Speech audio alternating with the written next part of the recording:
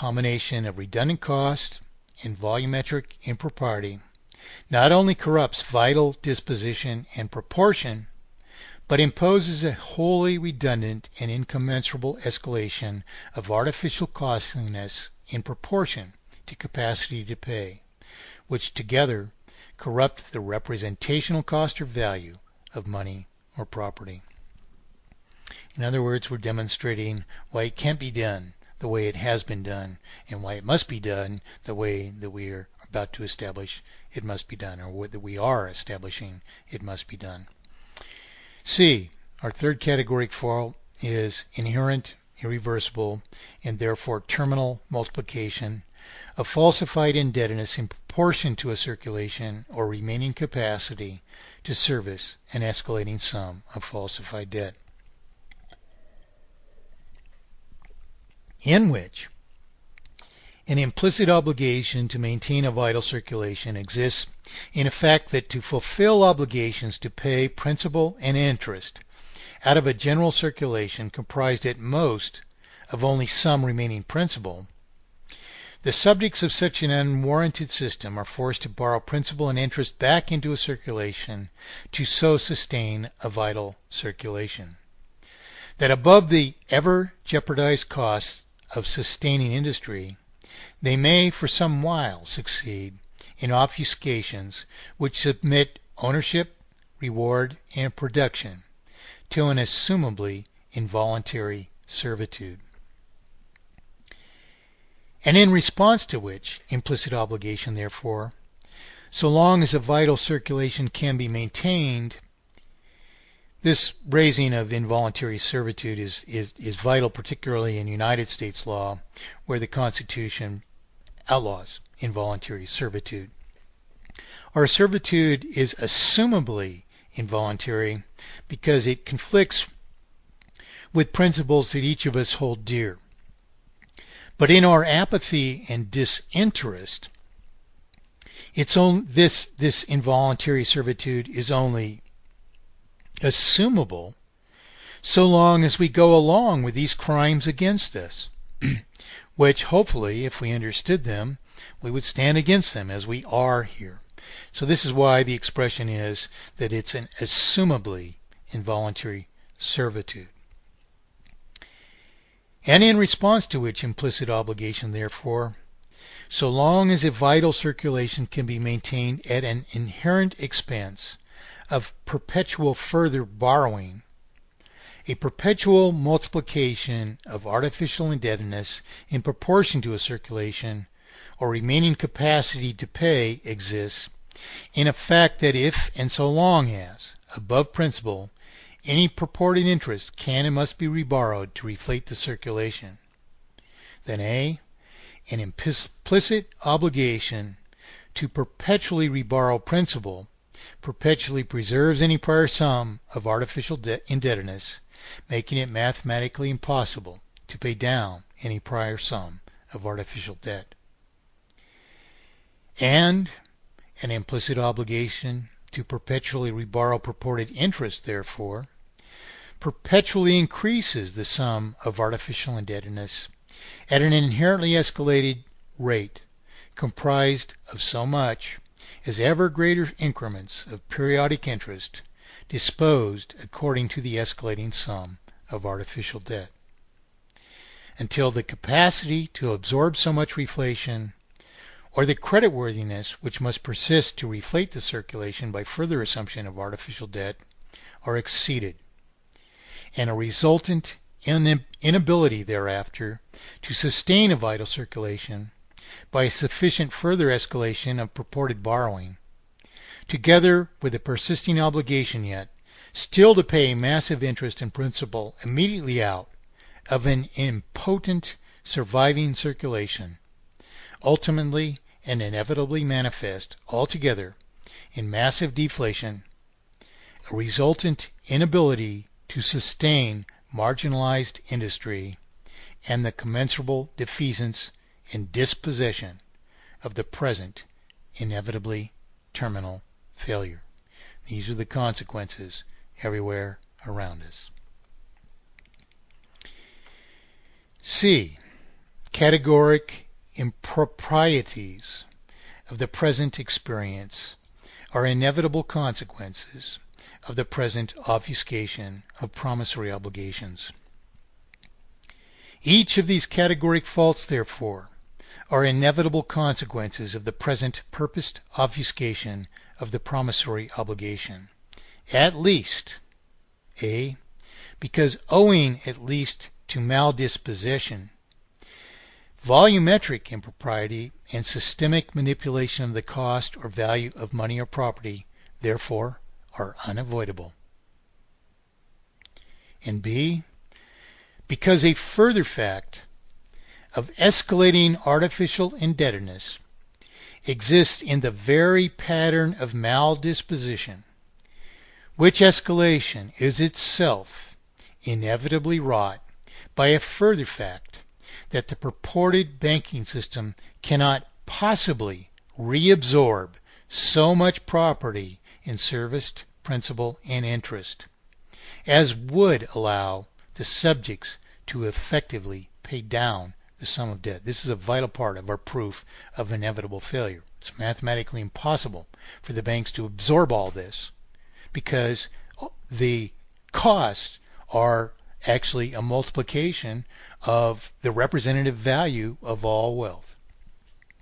So this is because, one, because a volume of property no less in value than a remaining volume of principal can exist. Two, and because no such sum of debt would exist if the purported banking system in turn purchased every respective property outright, as would inherently conflict with a more potently destructive purpose of dispossessing us in the pattern and sum of escalated debt plus interest on perpetually escalated debt.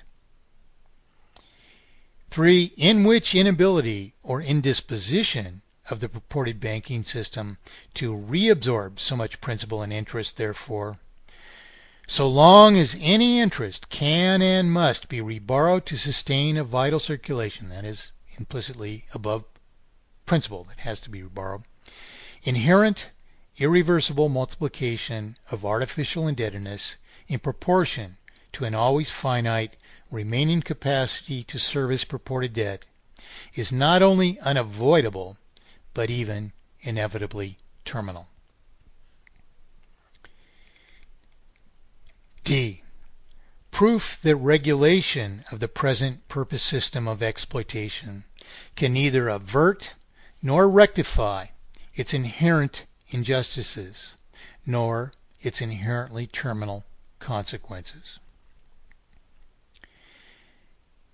Neither then, however, is it practical or conducive to attempt, or to pretend to attempt, to solve or to rectify the improprieties of the purposed obfuscation by purported regulation. For, as unearned taking is the very object of the imposed system of exploitation, and as the means of unearned taking is the very instrument of the unearned taking, and as the means, deployed to any extent which achieves this indispensable object to the crime, results in a rate of multiplication of artificial indebtedness, which nonetheless engenders the inevitably terminal consequences, only at various possible rates. Thus the ever-persistent fundamental cause of every resultant injustice remains still the same falsification of indebtedness and the same consequential irreversible escalation of falsified indebtedness by the same unwarranted imposition of interest, any combination of which manifest in no more than various rates of escalation or culmination in terminal failure. All of which, therefore, comprises not just an inability, but an actual impossibility even to restrain any manifested volume of injustice, so long as the unwarranted system of exploitation merely continues to effectively exist.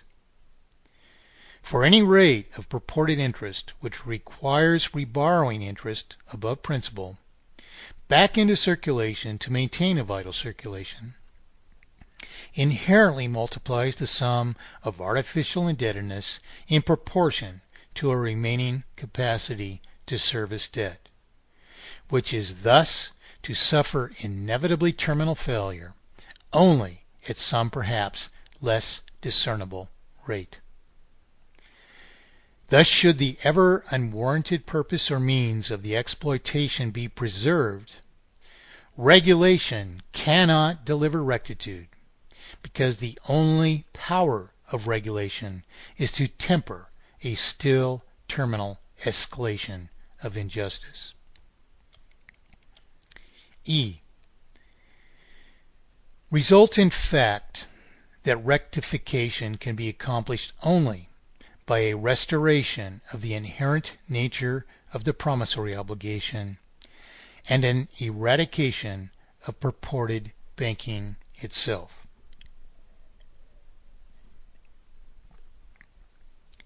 A rectification of all related issues, therefore, can only be accomplished by restoration of natural commitments and life cycles of promissory obligations,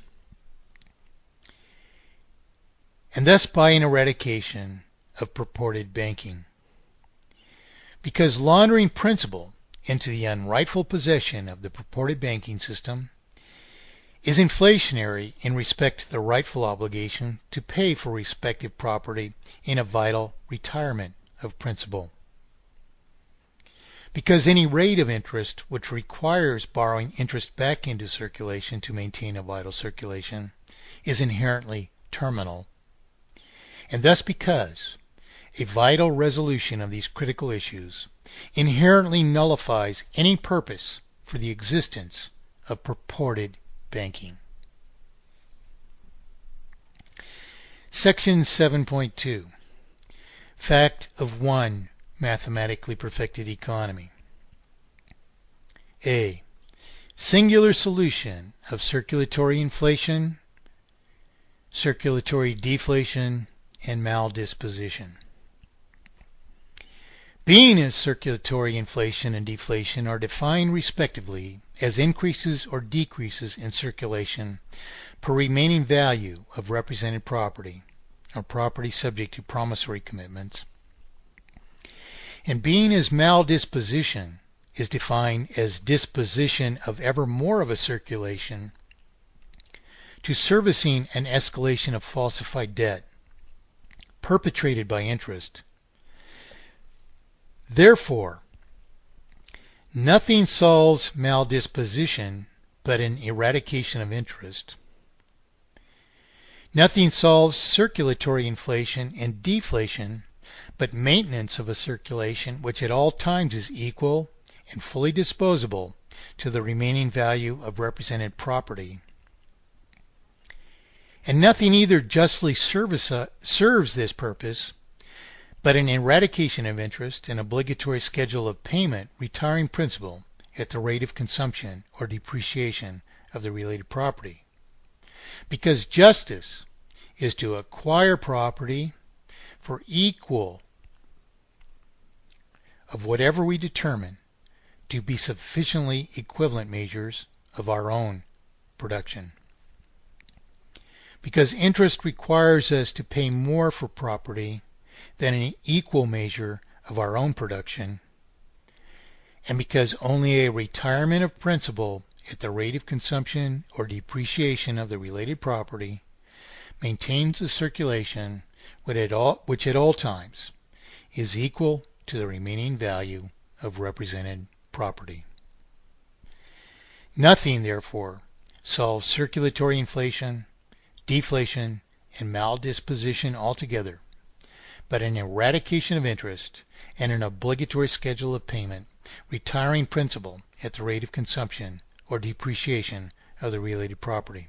And after all, that's all that any of us want from money. If you ask a person who doesn't fathom these issues